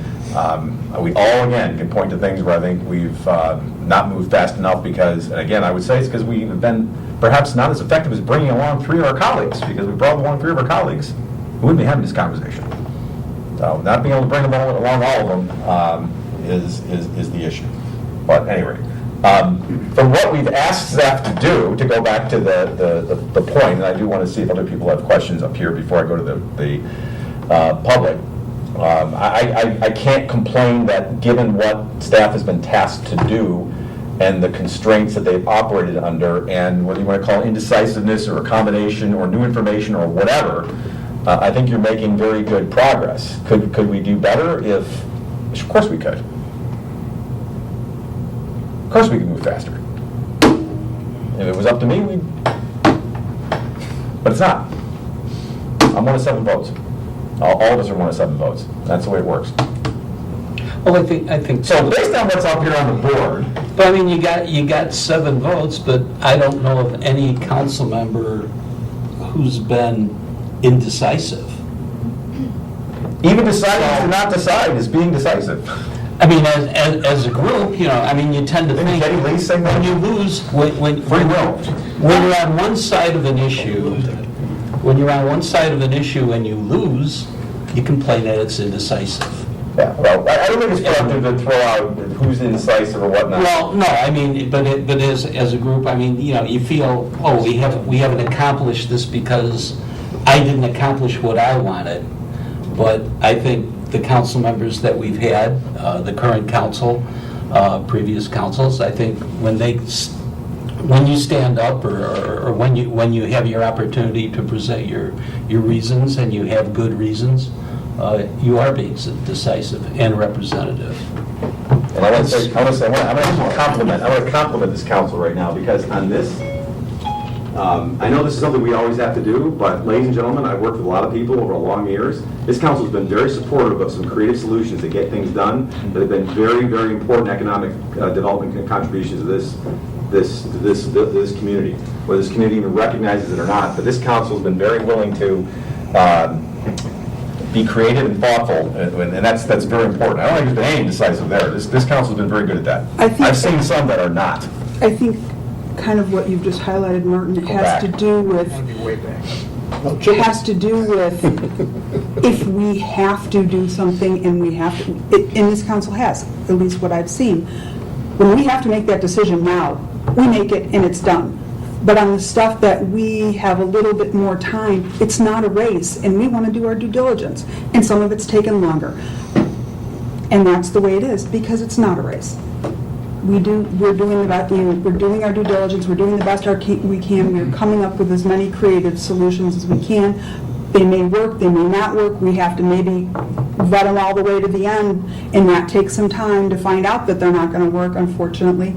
And even when we thought that that's where we were going, and we wind up back in the same spot. But at least where it becomes to the sales tax stuff, the revenue stuff, the EDC stuff, the strategic stuff, where we're trying to work together with them to implement some solutions to get our revenues back up, because we have been in a very, very challenging situation for the last 10 years, where our backs are up against a wall. How fast can you move when you only can slide against the wall? I mean, at some point you're losing staff, you're losing people, which how much more can you do when you're losing the people who are doing it? So I see what you're saying, Bob, but there's some of the stuff, it's not a race. Some of the stuff, it's more important to get right than it is to get it done fast. Can I just, I don't want to cut off comments, I want to make sure Nicole has an opportunity to weigh in too, but I believe there were two questions that were asked. One was any change in direction or any additions? Were those the two questions? So I'm going to go back to that rather than the therapy session we've been engaging in for the last 20 minutes. Or therapy, you gotta get out. I just want to comment about downtown zoning. I believe the current version of downtown zoning is better than any of the drafts we could have approved in the past. And that taking a few months, if we just said, okay, fine, that's good enough, we'd have a worse downtown zoning than if we stick all the way through the process. That is better. And I do want to make the observation that every department of the village has a substantive, difficult project to work on. Community developments at full capacity, handling downtown zoning. Public, stormwater, Nan Newland, working the village manager, has one of the most complicated stormwater problems they've handled. The police department is very busy working on peer jury. Every department of the village is working at capacity. Every department of the village is working at capacity. In the spring of 17, I was the only person to move forward now with a facility solution. Commissioner Barnett wanted the medical building. Commissioner Jose wanted the apartments.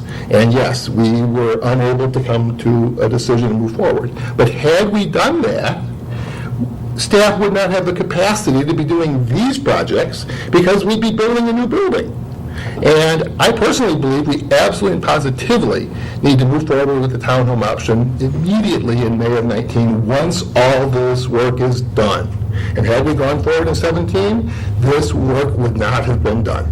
So to move forward decisively in the spring of 19, as soon as the new council is sworn in, I very strongly believe we should do that after this work is done. Two questions.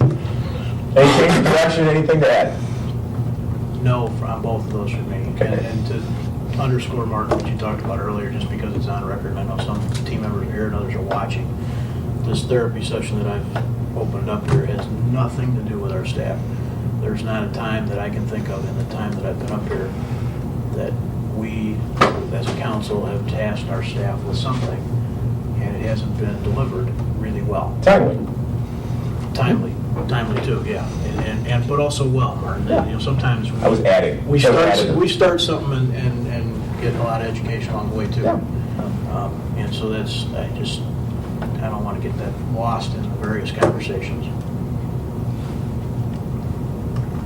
Change direction. Adding anything? No. All right. Deep breath. I got one more thing. I want another therapy. Exhale. I want another therapy thing, Mayor. Marge, I'm glad you said race, because it's helping me understand maybe why we're looking at this entirely differently. Because I do see us in a race. I really do. I see us in a major race driven entirely by finances. And that's a whole nother conversation which will continue.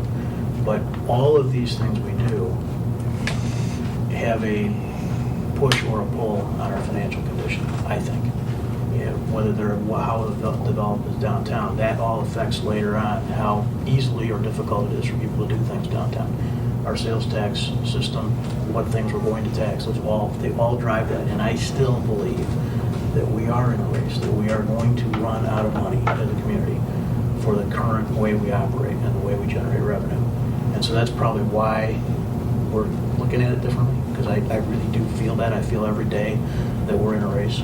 We're in a race to end up in a good position, because none of this stuff that's been a problem in 10 years is going to get better on its own. None of it's going to get better to our benefit. And so I see it as a race. I'm glad you said that, because maybe that's part of why we can't see it the same way. But you seem to think there's a finish line. Yeah, I do. Probably not for tonight, but yeah, I do.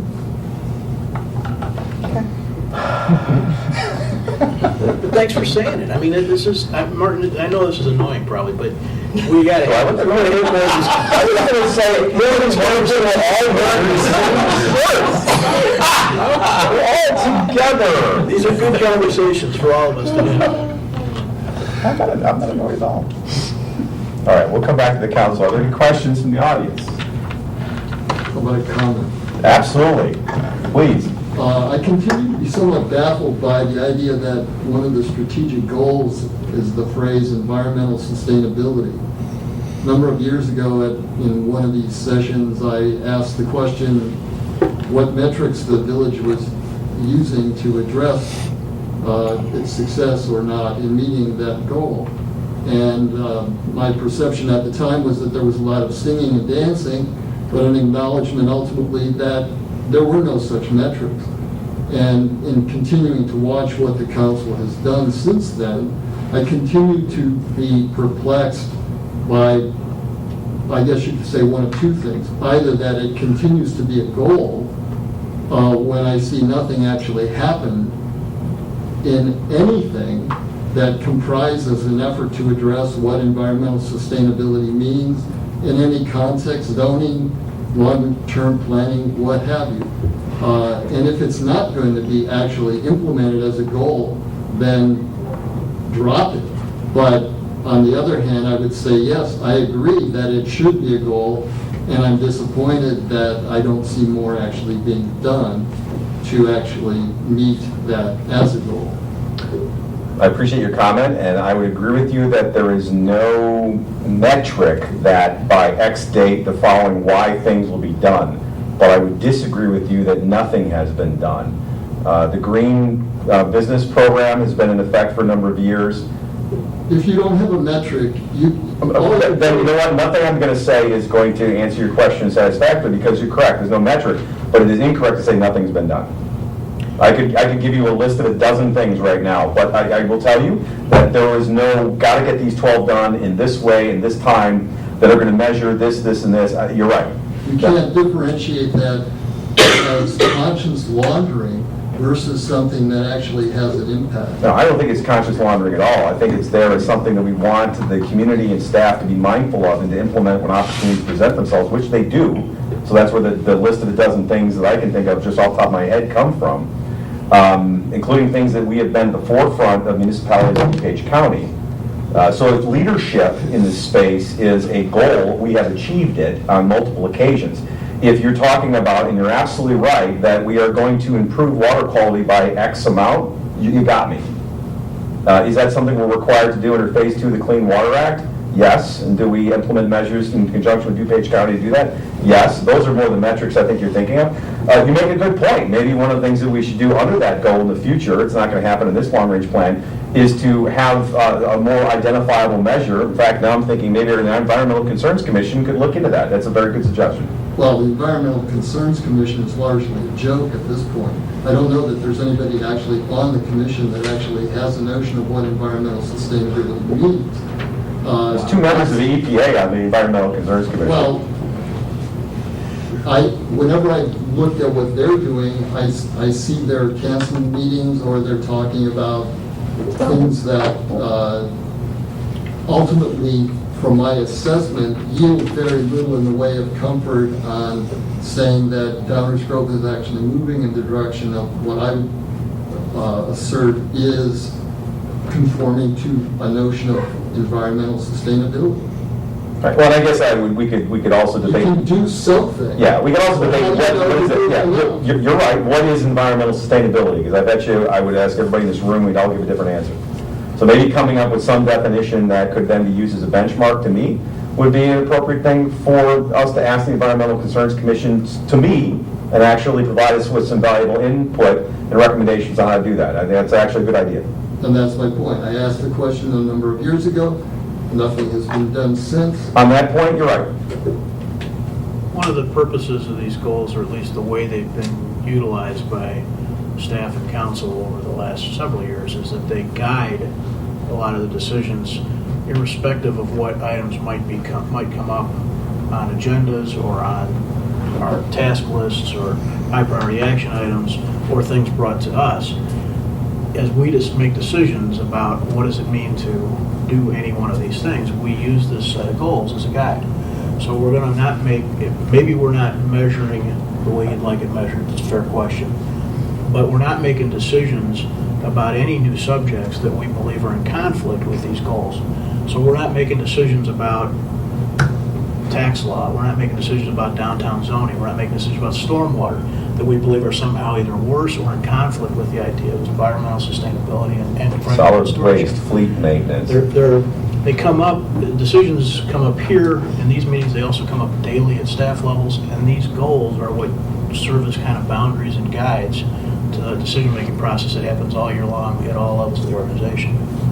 So I guess it's, maybe reiterating what the mayor said, we certainly can come up with a list, it's not a metric per se, but there's a lot of evidence day in and day out on big items and little items that those are important and drive decision-making. Well, if you could come up with some way of proving that whatever is being done is somehow more than conscience laundering, given that at the macro level, at the global level, most of the data that continues to be put out there is suggesting that humanity is not making much headway in terms of things like climate change and peak oil, if anyone in this room is even familiar with the term peak oil, then I'd be impressed that that was going on. But I don't see that. I haven't seen it since the years that I asked the question.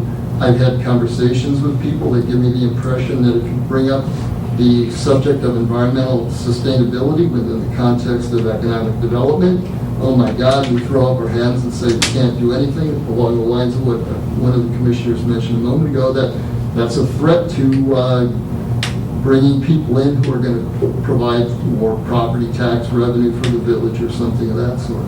And it's that kind of conversation that I'm saying appears to me to be completely missing if you're going to say you have a goal of environmental sustainability. Those would be bad, those would be incorrect impressions if they were given. That's all I can say on it at this point. I'd go back in the history of the decisions that council has made regarding the parking deck, LED lighting, other lighting situations, Grove Street, where we tried something new. Fryo diesel. Pardon? Fryo diesel. CNG fleet. So I mean, these are things that are embedded in a lot of our decisions. And sometimes we spend more money to do that than taking the cheaper route. So before you can come in and say we haven't done anything, just go back through the agendas and look at some of those issues. It's maybe in the background, we don't sit there and debate environmental sustainability, but it's in there. So, well, let me give a specific example. There's a book called Great Lakes Water Wars, I believe is the title. If you read that book, you see in the book that essentially Illinois and Chicago in particular has a very cavalier attitude in terms of the whole notion of protecting the Great Lakes water. The specific example that to me is a contrast between the way Illinois is continuing to operate, from which Downers Grove benefits, by the way, is that the town of Waukesha, Wisconsin, had to jump through major hoops in order to be able to pull water out of Lake Michigan, because initially they resisted having to go through the process of returning that water after cleaning it into Lake Michigan. Illinois doesn't do that, right? Illinois, Chicago, pulls water out of the lake. How much of that water gets returned to the lake after it's cleaned? I don't know the exact number, but my understanding is most of it gets sent down to Mississippi. Downers Grove benefits from that because the allocation that Chicago and Illinois originally got in order to satisfy manufacturing remains in place, and because most of the manufacturing in Chicago has now vanished for elsewhere, but the water limits have continued to be in place, the city of Chicago is free to do what it's doing, which is to sell water to DuPage and communities like this, which allows communities like Downers Grove to continue to grow because Downers Grove is now tapping into Lake Michigan water. Well, I certainly appreciate the overall point you're making, which is could we define what environmental sustainability means as a goal, and then how do we measure our collective success towards it? That's a fair question. I appreciate your comment in that regard. Other questions or comments from members of the audience?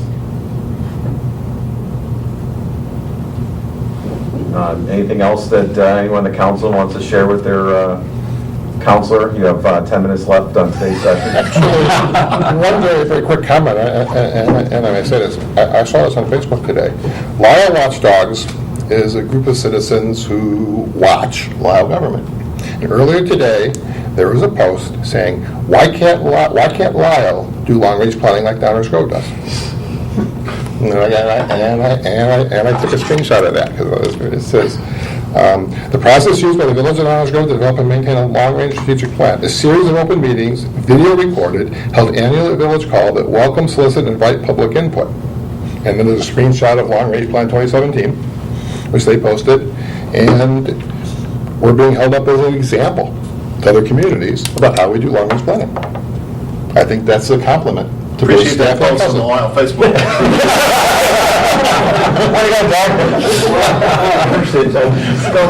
Next time, change your last name. I'll say DK. No, actually, Lisle Watchdogs, I think. Yeah. That was a joke. That's When he's infiltrated the organization. Thank you. Absolutely better at that. Thank you for sharing that. I would dare say that that happens quite a lot in a lot of different contexts, but no chest beating today. Anything else on this topic? Anything else from us? Thank you. I heard no change of directions. I heard no new items. We appreciate that. July 10th, we'll come back and we'll talk about our plan for post-employment benefits. So, All right. ready. Thank you. Awesome. Well, thank you very much. Appreciate everyone sticking around and joining us in the committee room. Thank you. I will ask for a motion to adjourn, but I'm going to make one request immediately after adjournment, since we're probably never going to have all 7 of us together, these shirts, ever again. We do need to take a photograph. Motion to adjourn, subject to a picture. Do I have a second? Second.